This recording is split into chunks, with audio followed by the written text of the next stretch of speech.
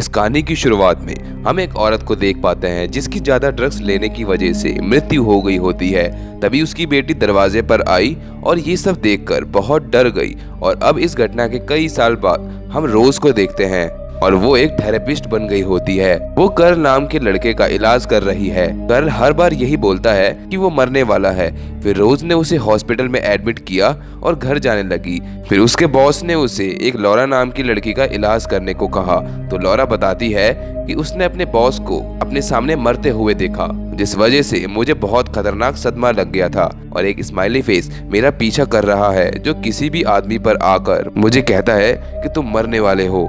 ये कहते ही लॉरा जमीन पर ऐसे गिरी जैसे उसके अंदर कोई शैतान आ गया हो। अब रोज जल्द ही डॉक्टर को फोन करने को गई कि तभी लॉरा खड़ी हो गई और उसके फेस पर अलग ही स्माइल थी और उसने एक कांच की चीज उठाकर खुद की हत्या कर ली। अब इस घटना की जांच करने 2 आदमी आए, जिसमें से एक का नाम था जोल, जो रोज का पुराना बॉयफ्रेंड था। उन्होंने रोज से बहुत सवाल किए पर वो सिर्फ इतना ही बता पाई कि उसके फेस पर बहुत भयानक स्माइल थी। इसके बाद वो अपने घर लौट आई और जब उसने वाइन उठाई तो उसको अंधेरे में लॉरा की परछाई दिखाई दी। इसी बीच रोज का हस्बैंड ट्रेवर कमरे में आ गया और जैसे तैसे करके उसने बात बदल दी। फिर रात को रोज अपनी बहन हॉली और अपने हस्बैंड के साथ डिनर पर गई। रोज को अभी भी लॉरा की मृत्यु का सीन दिखाई दे रहा था। फिर अगले दिन वो अपने हॉस्पिटल के रिसेप्शनिस्ट के पास गैब्रियल की रिपोर्ट लेने गई। गैब्रियल वही था जिसकी मृत्यु लॉरा ने अपनी आंखों से देखा था। अब तभी हॉली ने रोज को फोन किया और अपने बेटे की बर्थडे पार्टी पर आने को कहा। तभी रोज ने जब खिड़की से बाहर देखा तो उसे ऐसा लगा कि बाहर लॉरा खड़ी है, लेकिन वो इस बात पर गौर नहीं करती।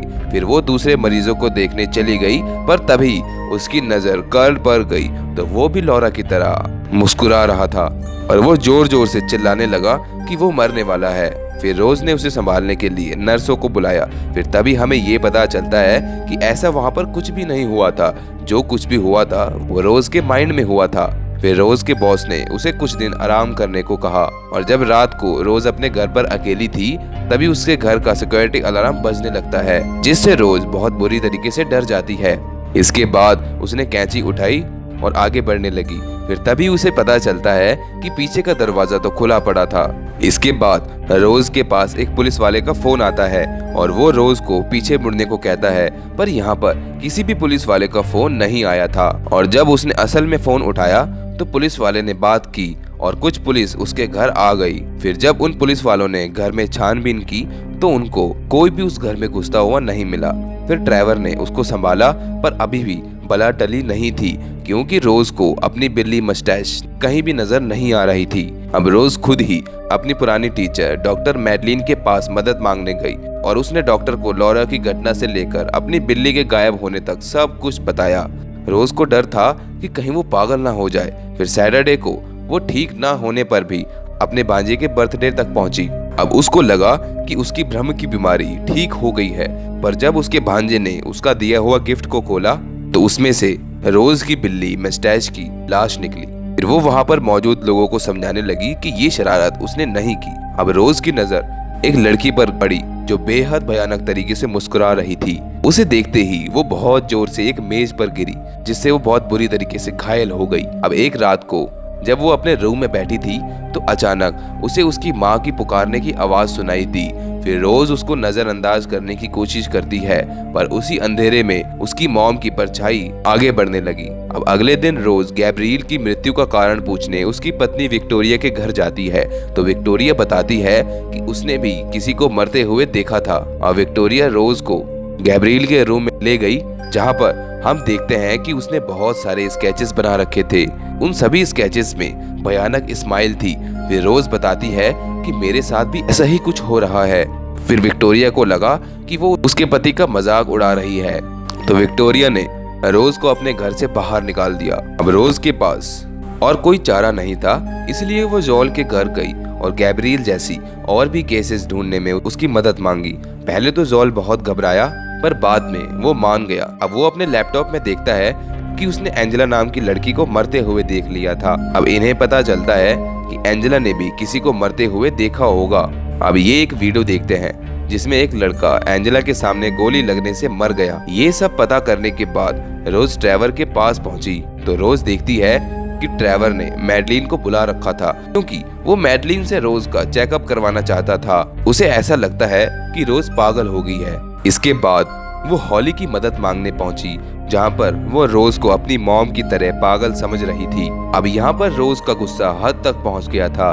फिर वो अपनी गाड़ी में जाकर बैठ गई कि तभी हॉली रोज की गाड़ी की तरफ आई और उसने रोज की गाड़ी का दरवाजा खटखटाया और तभी उसकी गर्दन कटकर हंसते हुए चेहरे में बदल गई।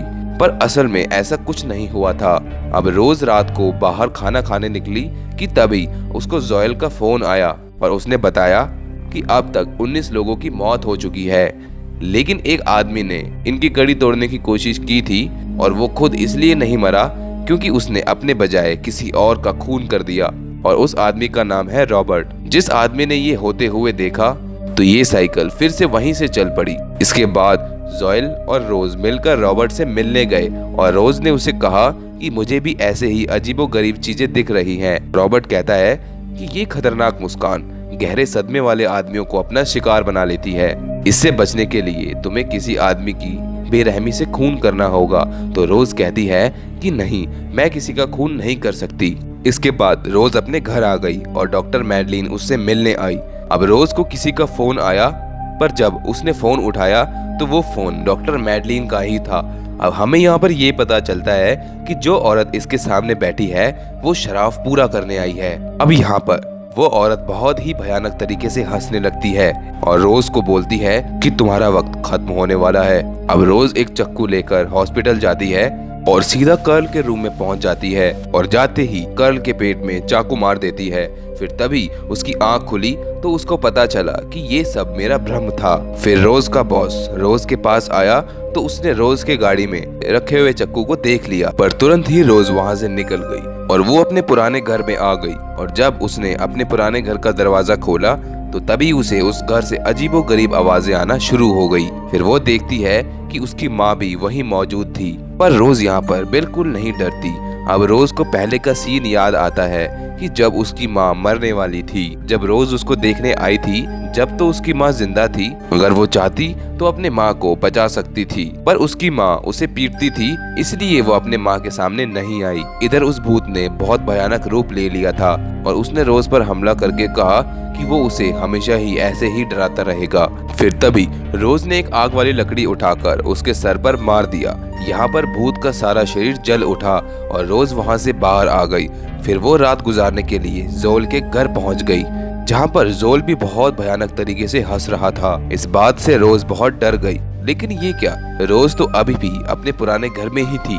फिर तभी वहाँ पर उस भूत ने अपनी चमड़ी उतारकर अपना असली रूप धारण कर लिया, जिसे देखकर रोज के रोंगटे खड़े हो गए। फिर हम जोएल को उसी घर में देखते हैं जिसे रोज बहुत ही भयानक मुस्कान के साथ दिखती है। इस कहानी में सिर्फ इतना ही। मिलते हैं नेक्स्ट वीडियो में। उम्मीद करता हूँ कि आपको ये वीडियो पसंद आई होगी।